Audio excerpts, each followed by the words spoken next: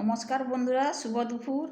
আজকে দুপুরবেলা আছে এই যে সাদা ভাত, আলু ভাজা, এটা হচ্ছে শলা ভাজা, আর হচ্ছে ডাল, আর এই যে লাউ শাকের সিদ্ধ, একটা কাঁচা লঙ্কা আর নুন দিয়া।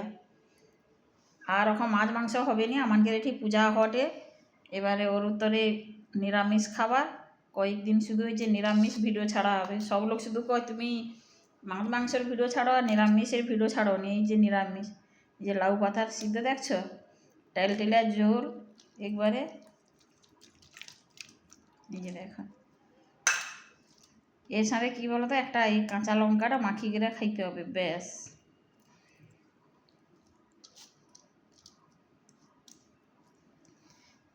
জানকের মাছ মাংসলে সমস্যা থাকলেও তানকের যে নিরামিষ হয়েছে খুব ভালো হয়েছে। এবার কমেন্টে জানিব আর কোনো মাছ মাংস কদিন হবে নি।